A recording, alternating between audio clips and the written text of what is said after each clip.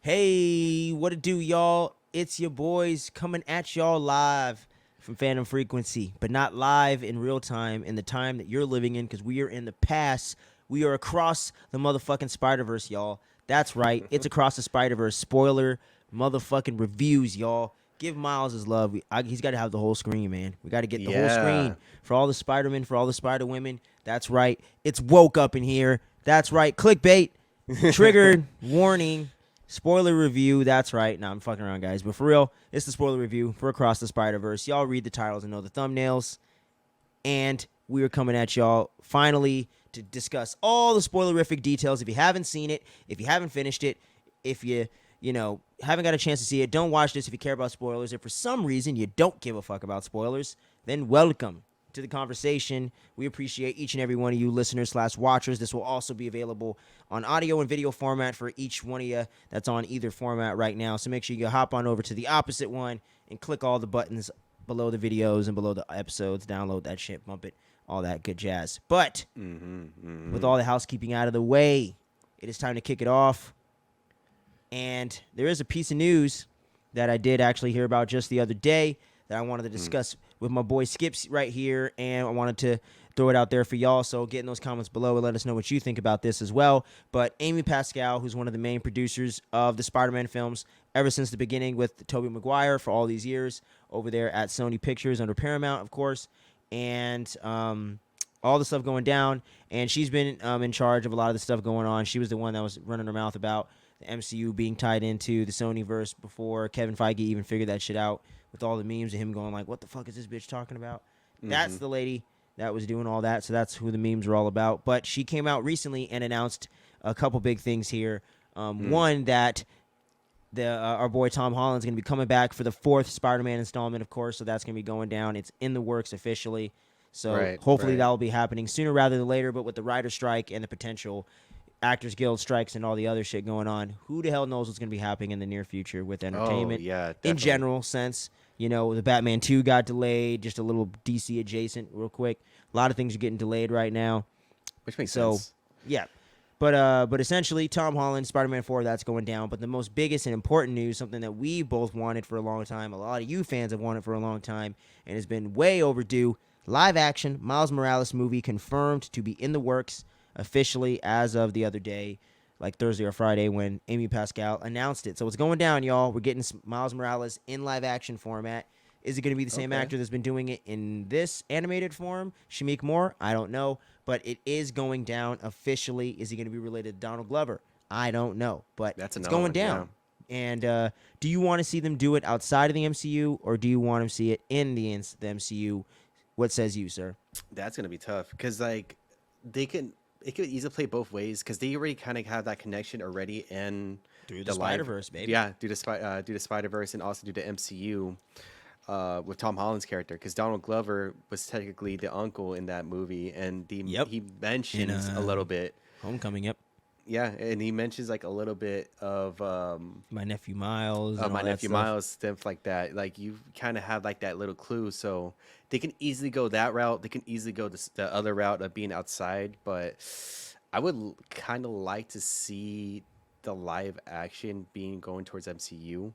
Because I feel like that would probably be something like if Tom Holland easily wants to step down and he could be like that mentorship and then kind of pass down the torch to Miles Morales, kind of like him, like, Tom Holland leaving the MCU in his own regards, doing his own thing, and have the new actor who's going to play Miles Morales to kind of take over for future films.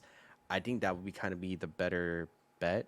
I don't know if for sure if they'll be able to do anything like that, I guess.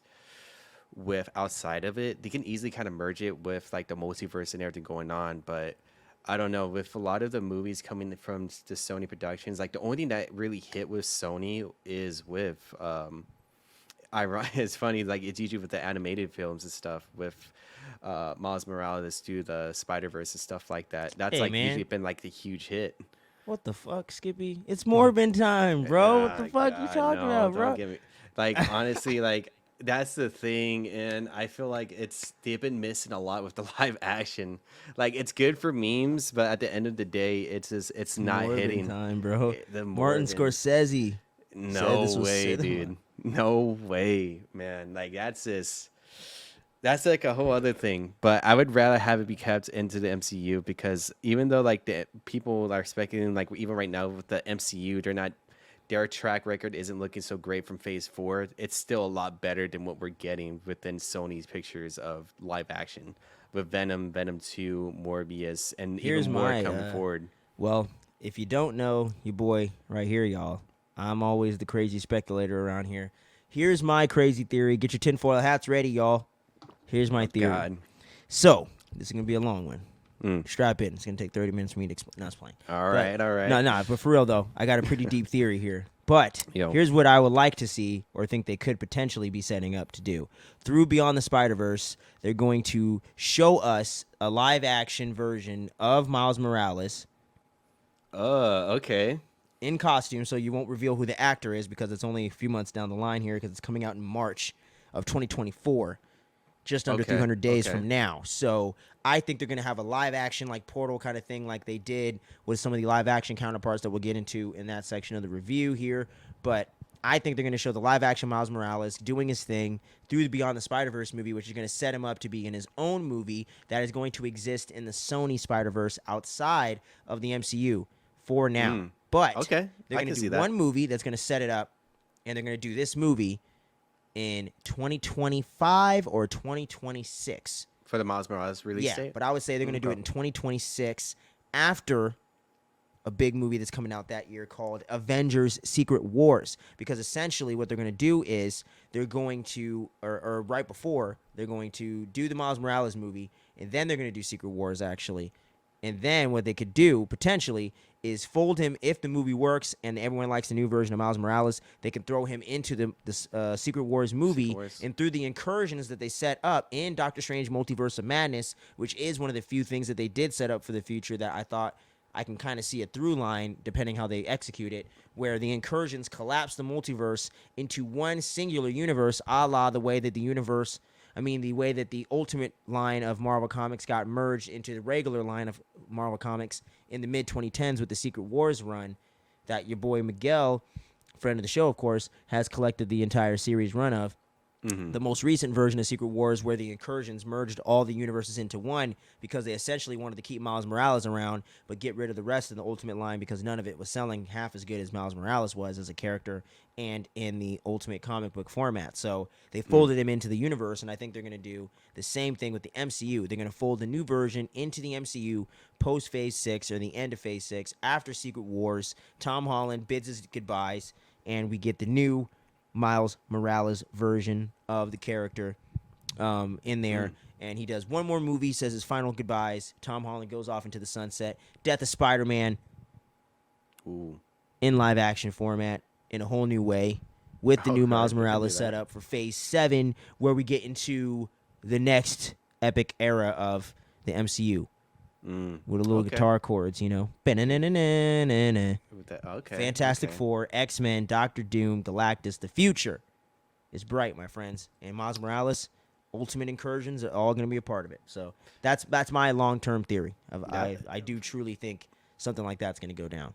That'd be pretty dope. But that will be a way to do for them to introduce the character too. Since with the news of the Miles Morales character is being introduced as an own solo live action film later on down the line, that'll be a way to do it. I mean, it's like it's multiverse. Anything could happen. No definitive actor will be announced. It'll just be someone in full costume, and that will pretty much just be it. And how much of an impact would the live action Miles Morales be for the next movie? Would you want him to be kind of like a huge influence throughout like the final battle, or pop in here and there to help out like with the I would animated? say just, the animated movie. I would just say Yeah. like just a quick cameo, man. Like A I don't quick, even think like- he should help out with the whole thing. I think he should just be like super quick cameo. Like in him and out. pop in? Yep. Yeah, okay. Just pop okay. in, get out of there. Just introduce the idea of the live action suit, get people hyped up, get people excited, introduce them through Secret Wars or something like that, fold them into the MCU, do the solo movie. Sony, sell the rights to freaking Marvel's proper, get some dough, and get some new IP, and let them take over. So we don't get Kraven the Hunter the movie. Yeah, It's see, more than that's time. And like Morbius Madam versus Web. Craven. What about Madam Web, dude? Like that's something that we. Who gives a shit? Enough of this nonsense. It's time to get enough of Yeah, that. Time to get into the movie at let's hand back up here. from that. Ugh. No, second Madam Web comes up. It is definitely time to pivot. But Yeah. yeah, who cares Yeah, about that? You know, Jesus, it's you know, no almost as reason. bad as Aunt May the movie they were trying to do back in the day. But that's a topic for another day. Yeah. But yeah. So getting into Across the Spider-Verse proper, the long anticipated 5-year wait for the sequel that was pushed back because I think it was originally supposed to come out in 2022. Was it 2021?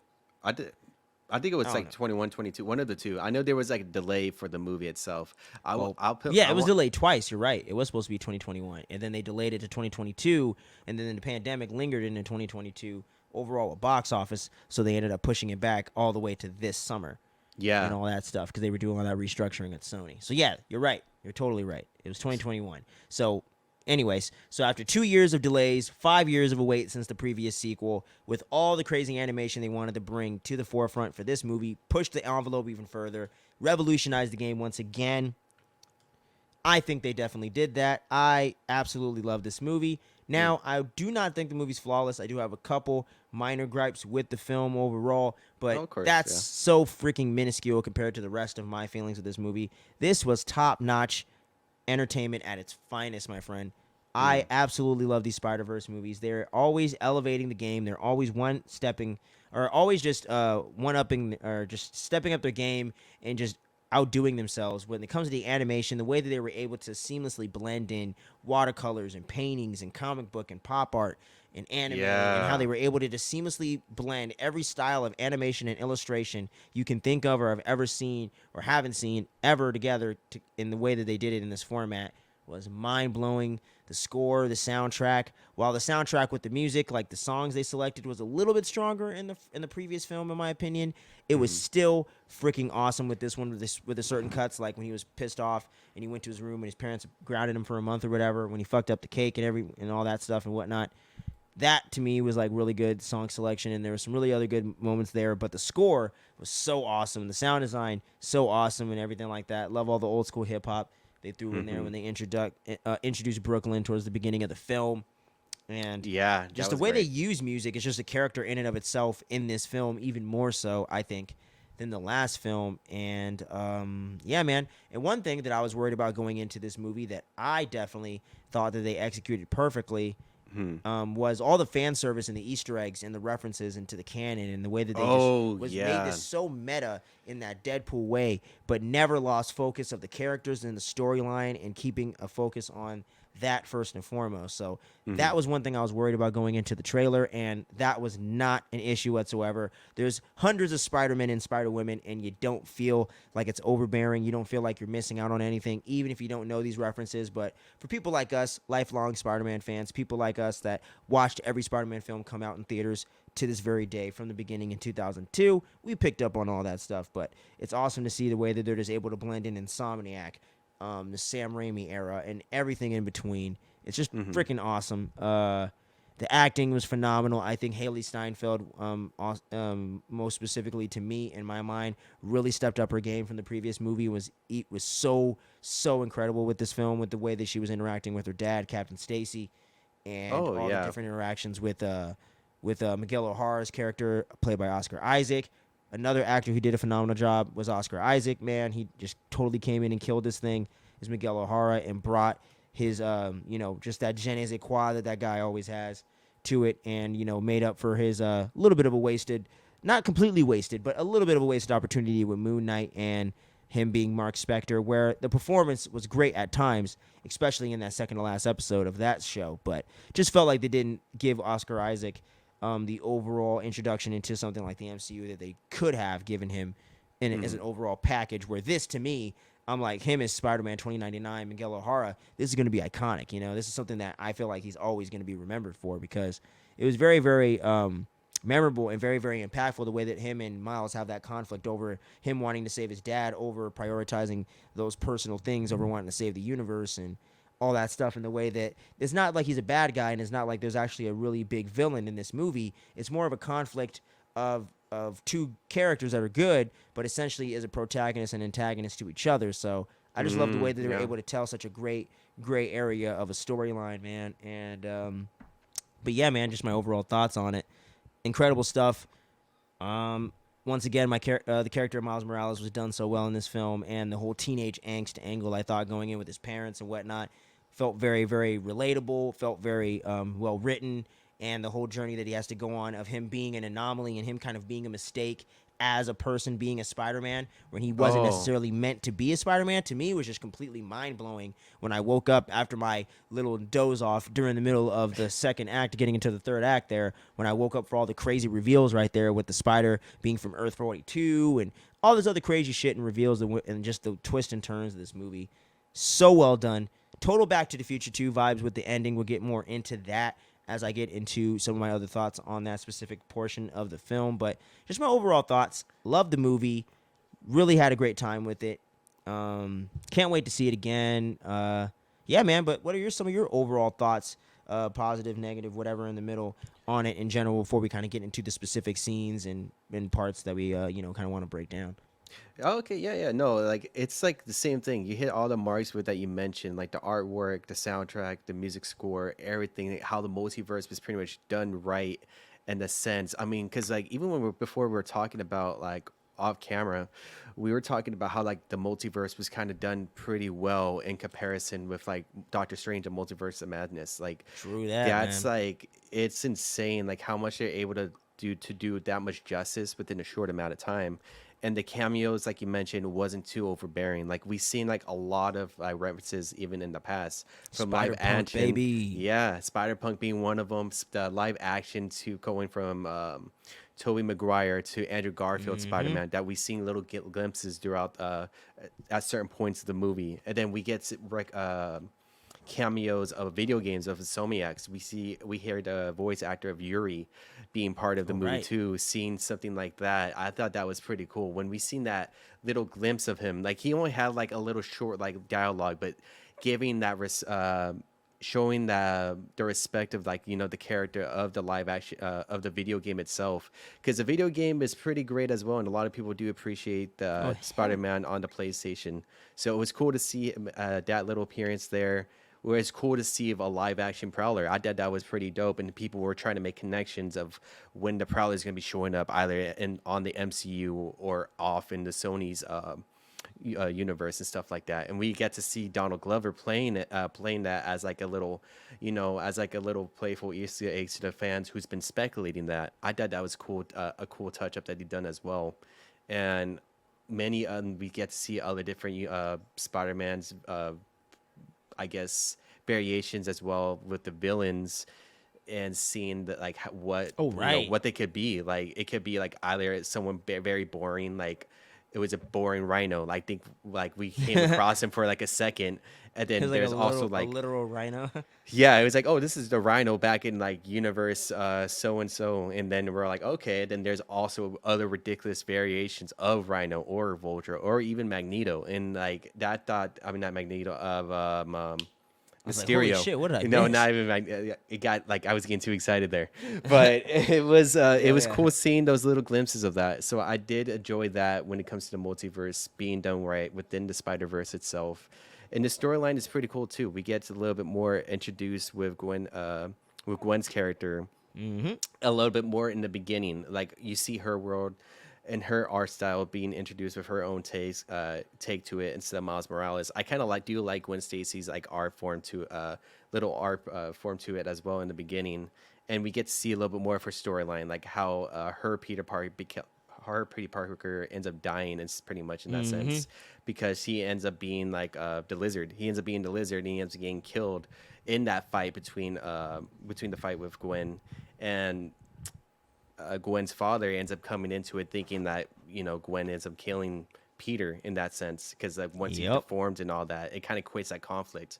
So it was a lot of cool storylines getting to see Gwen and then also playing off a little bit more with Miles Morales, seeing him being a little bit more grown up. Like he went from like Mm-hmm. I like how they kind of showed like in the film like he ended up being like the first movie version to a lot more taller. Like he's a lot more Yeah, taller and yep. stuff like Got that that. growth spurt going. Yeah, and then like you see his growth as a character as when he's like kind of um I guess racing along with Gwen, like showing the moves that he's learned throughout the time, and you've seen him gain all the experience throughout the years. I thought that was very nice touch to see Miles Morales grow as Spider-Man in his universe, and also dealing with his own conflicts, like you mentioned before. So, as an overall, just wrapping up my thoughts, I really did enjoy this movie. Like this movie for Sony Entertainment is like kind of like my favorites overall compared to like the live action and stuff like that. Nice, man. I feel you on that. This is definitely their best work, man. And it's it's hard to decide between the first and the second movie. With this one, it's gonna take me some time. One of these days, we might have to do like a Spider-Man tier ranking or something. You know what I mean? Yeah, yeah. But yeah, man, like phenomenal stuff. But so let's go ahead and get into some of our favorite moments before we get into any negatives or mixed elements we might have felt with the film. And some of my favorite moments, piggybacking off of that Gwen Stacy point that you were making, and off of my own point earlier of Haley Steinfeld's performance really coming through and shining. I loved the introduction of the character of Gwen Stacy through music, and that being such an important element to her character from the comics. It's carried over to the film so flawlessly. And for those of you that don't know, I'm a musician myself and producer and things like that outside of just the podcasting things that we do here in broadcast. So music is a very important thing to me just as a listener and as a performer. So getting to see that element in this film play a stronger part where it was kind of something that kind of bonded Miles with his uncle Aaron in the first film. I liked that was kind of an important element of Gwen Stacy and what made her stand out as a character, and her being a percussionist and things like that, and the way that they were using it as like a almost like an improv, like jazz kind of like free flow kind of like instrumental in the beginning there, as they're kind of introducing you to her backstory and the whole thing that went down with Peter and him becoming the lizard like you mentioned, and the whole tragic story of that. And her father ended up blaming Spider-Woman for the murder, with her being the only one left fleeing the scene, her being the one that they ultimately target as the main suspect for murdering Peter and all that stuff, and the whole conflict that she has to hide who she really is from her dad, but also can't really reveal it to him because ultimately will end up implicating her into a crime that she didn't commit, but can't really prove that she didn't commit it because she technically did kill him, but didn't. I don't know. It's You know like what I mean? It's kind of Such a a complicated gray issue. area. Yeah, it's a it's just a complicated mind topic. fuck, So it's like you can't blame either side for how they feel in the moment, and you totally understand it, man. And it's just like it's so much deeper than what normal Spider-Man movies are normally tackling. Even like things like No Way Home or Spider-Man 2, or even Amazing Spider-Man 2 with the death of Gwen Stacy. Like I feel like all those films that I've mentioned all had these deep layers to them. Even the death of certain people, Uncle Aaron and all that other stuff in the previous film. It just felt like all the stuff really just rang true here, or the death of Peter Parker even too. But Yeah, it just felt like yeah. all the stuff here landed with even more emotion and even more impact, and even was even more effective, at least for me. So that whole introduction and the whole way that they montaged that in the beginning was just so well done to me. Spider-Punk, one of my favorite things in this movie. I kind of figured that going into it. You got the great Daniel Kaluuya coming up in here using his actual real accent for a change, and he just had the funniest lines the whole time, like, "Oh wow, I think that's a metaphor for capitalism," and all this other shit. Yeah, And him that's another talking thing. about Peter B. Parker's daughters like sticking it to the establishment and all this other shit. Like I just Oh love yeah. Spider-Punk to death, dude. Like he just came in and stole every scene he was in. I totally want to spin off with that guy. I totally want him to have an even bigger role in the next film. I want live action Spider-Punk, all the whole 9 yards. I might even do him for Halloween, bro. He's Legit. dope. I love He's dope. Spider-Punk, man. Such a fun character that wasn't just all fun and nonsense, really added to the story as well, and really had some really awesome fun parts to it. And I think he's definitely going to come back in Beyond the Spider-Verse, but definitely one of my favorite things Of in course. there. Let me see what else. Miguel O'Hara, like I mentioned earlier, so well done. Always wanted to see Spider-Man 2099 ever since the late 90s, man, with the animated version of that, with the original comics. I believe our boy Miguel's collected a lot of the original run of that as well. So that's pretty cool. So it was really awesome getting to see them bring all the AI and everything to life from the comics, and really staying true to the character that is Miguel O'Hara, and with the whole weird like vampire vibe that he gives off with him biting people and all this other stuff. where it's kind Yeah. of similar to kind of Miles' Venom thing, but a little bit different at the same time with his Venom shock and whatever. So really love the way that they were able to implement Miguel O'Hara in this film as an antagonist, but also set him up to show you the similarities and differences of all the different versions of people that become Spider-Man and the sacrifices that they have to make in order to be Spider-Man, in the way that trauma is an essential part of being a Spider-Man, no matter if they were meant to be a Spider-Man or not, because even Miles had to go through some tragic losses as well. And getting into that point with Miles Morales, that was my favorite aspect of the movie, just about, outside of probably Gwen's storyline, was the fact that Miles wasn't supposed to be Spider-Man. Like all these other people throughout the multiverse, throughout the Spider-Verse, if you will, were kind of chosen to be Spider-Man and Spider-Women, and that was kind of their destiny. Where Miles, he's kind of an accident in that way, and it kind of just happened to fall into his lap, Green Lantern style or something, and he just happened to have to answer the call and pick up the mantle. But he doesn't let that stop him, and he takes all the world on his shoulders and just takes the whole Spider society, if you will, on, by himself single-handedly. So I just love that whole arc and that whole introduction of the Spider wasn't even meant to be there and bit him by mistake and all that. And it was just amazing stuff, man. And it was just really, really great emotional storytelling, man. And the way that they ended up things with the cliffhanger and all that, with him getting back to his universe, but not actually his universe. He's in an alternate world where twist. Where he's become the Prowler at the end of the day. His father died, and the uncle's the one that survived. And everything has gone into a completely crazy direction. Back to the Future 2 style, you know what I mean? Biff's married his mom. Everything's gone to shit, So I love the way that they're able to implement those vibes into this movie. But you didn't see it coming necessarily. And there's only these little details that you have to try to pick up on to really realize it. Because I was listening to a podcast talking about that was mentioned in this movie, and they mentioned that they noticed that when Miles picked up his jacket when he got back to the wrong universe, where his jacket is normally blue and or red and black, this one was green and purple. And I was like, oh, shit, I didn't even pick up on that, because he's in the world where he ends up becoming the Prowler because he wears the suits as a superhero off the color scheme that he wears in his normal streetwear. So I love the way that they were able to kind of hint at it, but you have to really be paying attention, So all that was just so well done.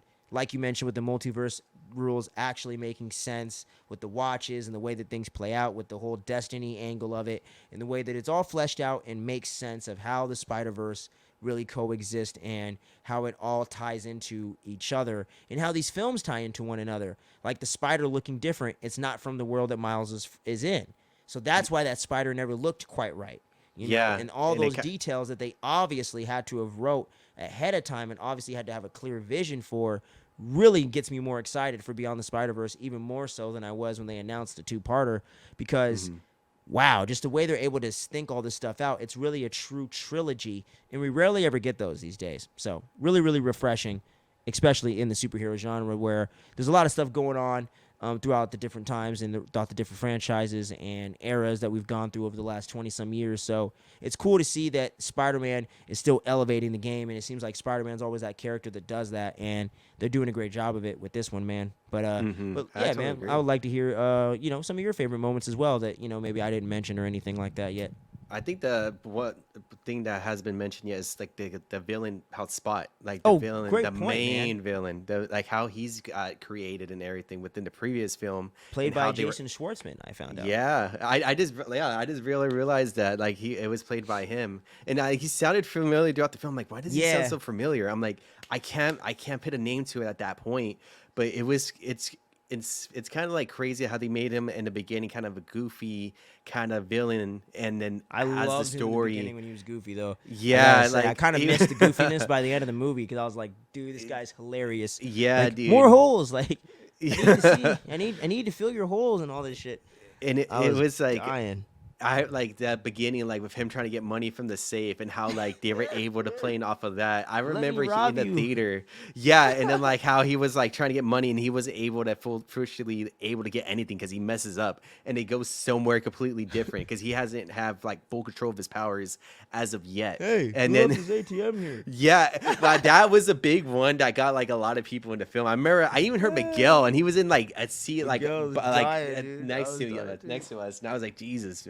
It was a lot of comedic moments from him, but as Uh, time went on and he got more powerful, he got more of that serious tone and like how he's mm-hmm. able to handle like with the conflicts with everybody, all the Spider-Man gang against Spot after he got that big power up, kind of shows like, oh shit, this guy isn't nowhere close that we should be fucking around with, and he's getting more menacing as time goes on, and Mm-hmm. finding out his main objective goal was for him to kill Miles Morales' dad and Jefferson Davison, if you will, because he's the one that kind of makes that character like I guess climax for him to really like get that whole mantle, I guess, if you will, for Miles Morales in his universe. So it's kind of like the race against time The ultimate against revenge. You made yeah, me how I am.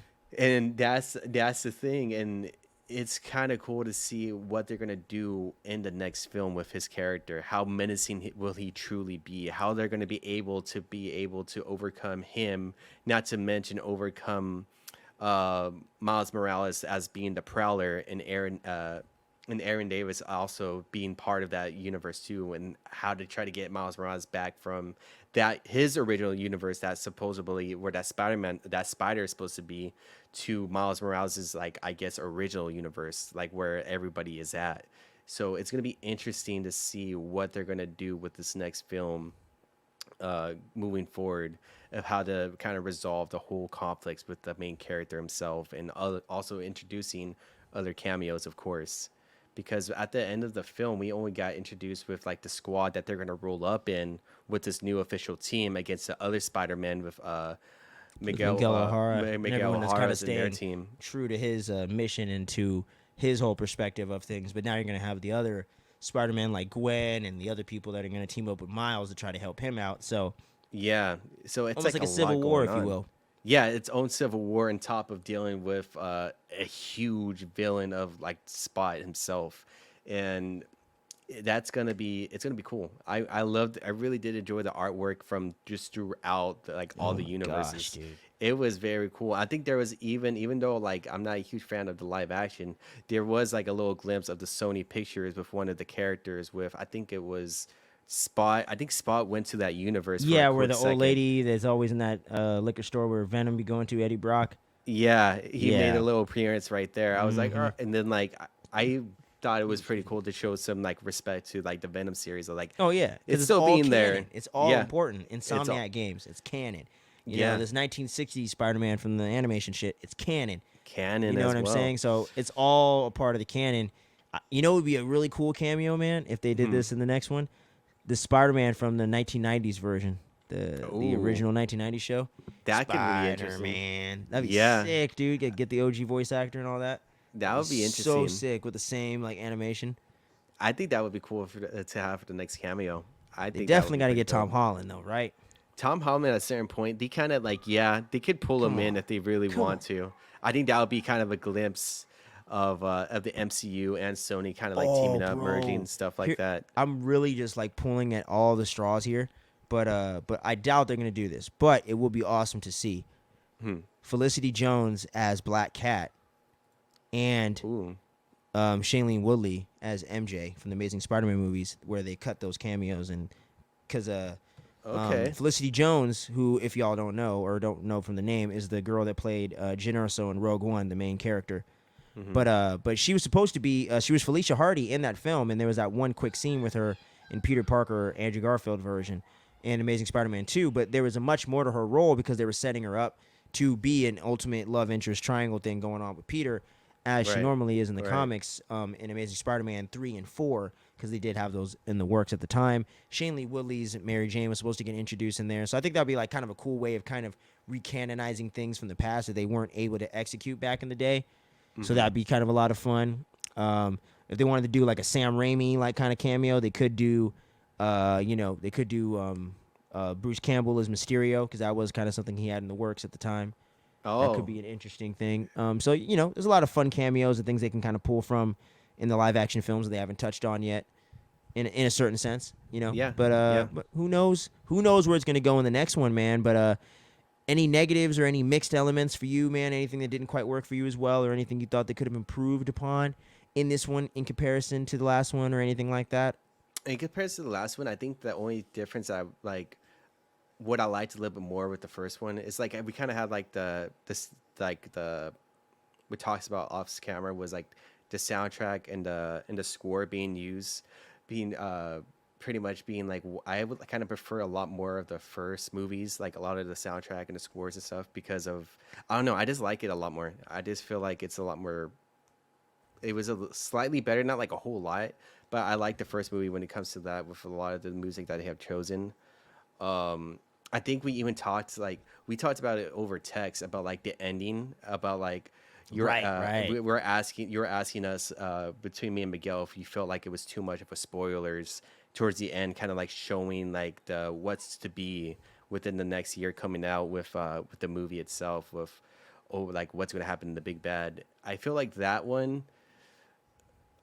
was I felt like it was fine as it is because I feel like they kind of had to like I can see like it being too much of a spoiler for the upcoming movie, but they kind of had to set up that premise because I'm trying to figure out like where they could have cut off with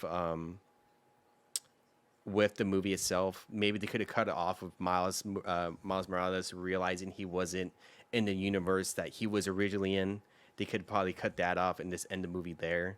But I feel like with everything that they showed us so far, I'm pretty satisfied with it. I think it kind of gives us the anticipation of like, okay, this is what's going to be coming up for this next movie. We're going to have to get Miles Morales immediately has to deal with Miles Morales, the Prowler in his version, trying to get back with everybody, try to team up again, take on Miguel O'Hara's team of Spider-Man, and also dealing with the Spot as well, and trying to figure out how to bring balance to everything. I think they kind of, they did a good job when it comes to like ending off there at the end of this movie. I But feel you, man. I feel you. what do you feel like? Because like since you asked that question, did you feel like it was like too much at that point? Like, is there like a I certain did point feel that you like they wanted to left cut maybe a off? few two things up in the air just a little bit. Like not Mm, like sick with it, but I did feel like they left quite a few things up in the air that weren't resolved. Or I feel like other two-part of movies kind of resolved more stuff in general, but there was just one thing left in the air. mm, Where this one, it felt like there was like a lot of things left in the air. Like what's gonna happen with Gwen's dad? What's gonna happen with the Spot? What's gonna mm. happen with Miles getting back to his universe? Is the Yeah. Peter Parker that originally was supposed to get bit? Is he alive? Is he dead? What happened? So since there's no Spider-Man in this world, are there Spider villains without there being a Spider-Man and all this other stuff? Because there's a Prowler, so it's just like what's up with the Gotham element of it? It just felt like it was a little bit too abrupt, but at the same time, I went into it knowing it was a part one, so I wasn't like surprised, but I was just like, oh man, like I just wish we could have answered just like a couple more of these questions Mm. maybe, or just tied up some of these loose ends just a little bit, because now I feel like we got at least 4 to 5 things that we got to kind of pick up, or like we got to like end off on, and we still have to overall solve the conflict between Miguel O'Hara and all the Spider-Man. So it does feel like there's quite a few things left up in the air, but I guess if they're going to do another hour and 40 to 2 hour and some minute movie, I guess they'll have enough time to probably, tie all these loose ends up. It does seem really well thought out overall in general, because the way they were able to tie in and continue the story here in the sequel from things they set up in the previous film. So I'm not too worried about it. It was just my Mm-hmm. kind of initial feelings when I was in the theater watching it at the time. Right. But in retrospect, it's not as big of an issue. But I do feel like maybe for people that aren't as locked into the news, or don't know when movies are coming out and things like that, or don't know it's a part one going into it, might be feeling left a little bit disappointed, and I think might not play as well for certain viewers. Mm-hmm. But I think for hardcore people that are all in this bubble and know fandom inside and out, I think we'll know and we'll figure it out, and ultimately we'll be fine waiting these next 7-8 months or whatever to see, or 8-9 months to see the follow up and to see how everything's going to conclude. But overall, that was really pretty much my only real like mixed element really of the movie. And I Mm. agree with you, the soundtrack and the score I think was a little bit stronger in the first film. It just felt like kind of like Guardians 1 to Guardians Volume 2. Only Oh certain yeah. songs hit on Guardians Volume 2 like perfectly, where in Volume 1 every song felt like it was just part of the DNA of the movie. Mm-hmm. You know what I'm saying? Where this one felt like some of them were kind of forced in there, where in the first film it felt like every song was just like made to be a part of that scene, and without the song in that scene, the scene doesn't work. Where it felt like the opposite, where the music doesn't work in the scene it was picked in for some of the stuff in Across the Spider-Verse, but Mm-hmm. when it fit, it really really fit. So overall, it was still a well done soundtrack for the most part. I've heard way worse, but it just felt like it was a little bit more forced at times. I Mm-hmm. also think the movie could have been just slightly shorter. It did feel like it was a little long-winded in the second act there, just a Mm. little bit for me personally, because they did take a while to get things going in the beginning because they really wanted to marinate between the relationship of Gwen and Miles and the relationship of they have with their family members and what's going on in their world before they kind of come back together and get back on this adventure. But I did Mm-hmm. love the long extended opening with Gwen. It just felt like in the second half they kind of spent a while kind of getting things going, and that third act was just breakneck. Like we're hitting the ground running, like you're just on a hill in a go-kart with no brakes. You know what I mean? Like you're just going full speed ahead, no stops coming anytime soon. And then it felt like somebody just threw a block wall kind of at the end there, and you're kind of like, oh shit, damn. Oh, Yeah, it's over? Oh, fuck. I Damn, can see that for sure. Cause Just like a little bit. Like, it wasn't like I was like, oh, what the fuck? It was just kind of like, oh, man, damn. It just felt like you kind of like you rose the adrenaline so high that you just kind of cut it off where it felt like they just kind of popped the balloon instead of let the air out of the balloon a little bit. I can see So, that because yeah. like even for yourself because like you said like you were like dozing off a little bit and then like that Yeah, 'cause only I was like kind of that little tired, yeah but I you, felt like the third act, once I woke up, I just was in it because you were it was in just down. keeping me more engaged. Where like the second act, kind of in the middle of the movie, not that it was boring or anything like that, but it just No, it's felt just like like, your day to day yeah, it just exhaustions felt and like some stuff. of the more kind of like, I don't know, it just felt like they were just kind of I don't know, it just felt like the They, pacing wasn't quite as much there for it by the end of the movie, where the first film just always feels like it flies by, you know? it's like a good flow instead of just Yeah. like it was slowly going in and then by the second third act it spiked up because like a lot of the times like when we're talking about the cameos like when me and Miguel got out of the theater and we're talking about like the video game character was showing up, the Prowler was there, not Tom Holland's, Andrew Garfield's character made an appearance, Tobey Maguire's. That's and you were like, what the fuck? All that shit happened up. You're like, yeah, you didn't see it, and it was like that brief little moment when everything started kicking up, and I was like, I Exactly. could totally see that on your end and be like, oh shit, and then that abrupt stop with everything, like that question with the Miles Morales being the Prowler's universe. Like they did mention like in that one about the Sinister Six being there over the TV show. Oh So shit, I it's missed that. I think it was over a broadcast on TV or over the Damn, what? radio in the So hangout. who the hell is Spider-Man in this universe? I don't know. I because like That's that's interesting. something that like when you mentioned like about that like they Oh, did address it for like a little bit, but it was very brief. It was like oh, very wait a very minute. brief. What if they have like a Silk or something like that going on? Yeah, they We could haven't been have. introduced to her yet. It could have. It could have. I think that's why, like, they could probably introduce variation of the Spider-Man being there because, like, with the introduction of the Sinister Six, it was like brief, and then that's why I was like, when we heard all of that, I could kind of see like it was being too much at the end. You're like, oh shit, what the fuck? Because like, unless you were really paying attention, besides being like mind fucked with like the whole twist of Miles Morales isn't being at his home universe. Like this is something completely different, and you see like the changes and stuff like that as as Miles starts exploring everything. You like unless you really pay attention with the little details here and there, then like you won't catch it. And then that's kind of like that whole everything kind of like going shooting upwards, and then it just stops right there. So I could totally see Mm-hmm. where you're coming from with like the flow of it as fluent because of there's going to be obviously a part two. They kind of had to have that, I guess, that cliffhanger towards the end. So that totally makes sense. I could totally see your point of view when it comes to that with the whole flow state of it.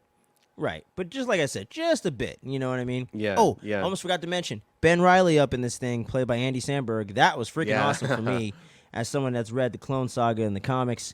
Very, very controversial. One of second or third most controversial Spider-Man story out there, where it was revealed in that storyline that Ben Riley was the true Peter Parker, essentially, and the clone version of Peter Parker that we thought was, or the real version of Peter Parker that we thought was him, was actually the clone that was set up in 1973 in like one of the first 100 and some issues of the Amazing Spider-Man run, where he ran into this clone of Spider-Man and threw him down like an elevator shaft or something like that.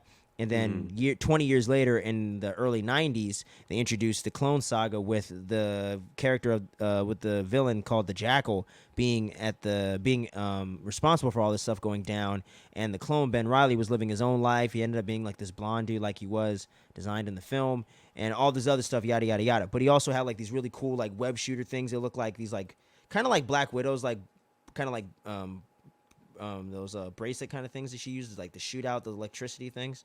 It Oh looks yeah, kind it of kind like of that. has like that alternative kind of webbing, right? Yeah, Kind of that like round how kind of like what you call it? It kind of almost like plays a similar bracelet kind effects. of. Yeah, it's like a bracelet, and it's kind of like how Tom Holland has to make his own kind of webbing. Yeah, In that dude. sense, for special Very much like that.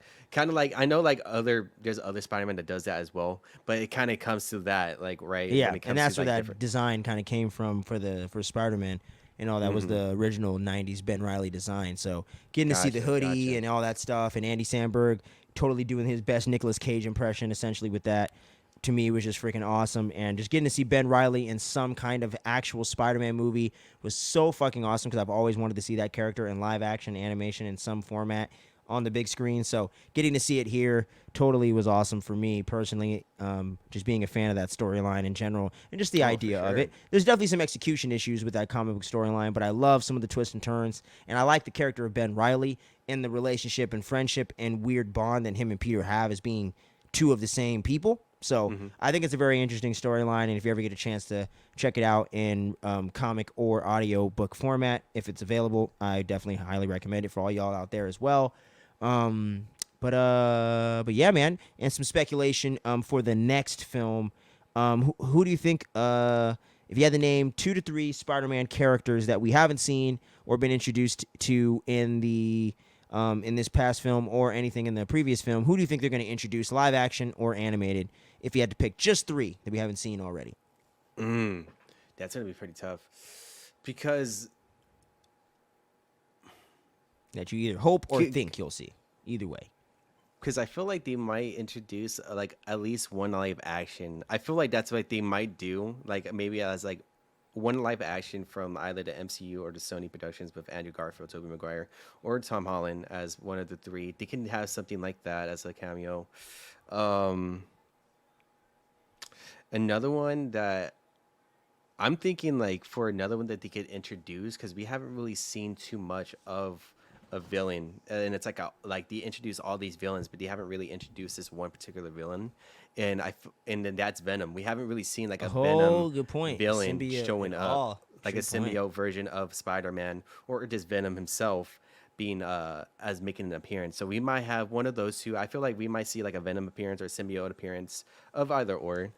Um, and for the third one, I don't know. That is the thing about this movie is there is so much that they could introduce Mm-hmm. with this The with like possibilities are cameos. endless. The Yeah, sky is truly the limit. and I truly just would run. I would not rather just like how I came to this movie, not really think too much of the cameos and just be shocked of like I who I'm feel going to you. see because like when I seen all the cameos made the appearance throughout that short time frame, and then seeing them as ongoing with all the Spider-Man being in the Spider-Verse and stuff or in that platform, it was very cool to see a lot of that. I really enjoyed it. I was like, oh my god, he's there, and that's what I really do enjoy about that, and I can't wait. I just can't wait to see who they're going to be introducing. But who do you think, like, out of your speculations of this upcoming cameo appearances? Because I know Mm, it's a lot. I'm gonna go Tom Holland for live action. Might even Hmm. animate him. Who knows? I'm gonna go Silk. Oh, you know what? They could definitely do the anime because they're gonna do an animation of Tom Holland's in the MCU, so they Yeah. might have do something like that for So I think sure. they're gonna do Silk. There was also some talks about them doing live action TV series on Amazon Prime or something like that. Sony had Hmm. inked a deal, so there's supposedly supposed to be some live action TV shows in the works that tie into the overall Sony verse. So Silk was one of those that was announced. So I do Hmm. feel like they're gonna want to sow the seeds for that sooner rather than later, regardless if that happens. But I'm gonna go Silk, especially because the Lord and Miller, the producers of the film, two of the most wittiest directors out there, 21 Jump Street, etc. Those guys are just true blue Spider-Man fans, so I feel like they definitely want to throw something like that in there. Hmm. And one last thing that we haven't seen that I think we'll see, I'm gonna go with. Let's see, what's one thing we haven't seen? I'm going to go with a villain that we haven't seen yet. I'm going to go Black Cat. Want to see a Black Hat version coming up as a Yeah, variation? some Okay. kind of version of Black Cat. I feel like we haven't had that character introduced yet. That's a pretty big character in the lore, so I'm going to go Black Cat. So Black Cat, Silk, and Tom Holland's version of Peter Parker, aka Spider-Man. Okay, that's gonna be pretty. Yeah, does it? That's also pretty solid. And again, like this, it could be anything. That's like the thing I like about these movies. Anything could happen when it comes to cameos, which I love. I love everything about when it comes to stuff like that, and they don't oversaturate it too much with the fan service. They just do it just about right with everything in regards to that. So I totally agree. I can't wait to see. As if for plot, we can only speculate that. For Holy me, shit, like man. obviously. I'm like, I just want to. That is like, I don't That's even know. like, You know. yeah, I was gonna say like the only thing that I know is like all we know is Miles Morales that we know of is in that tight bunch.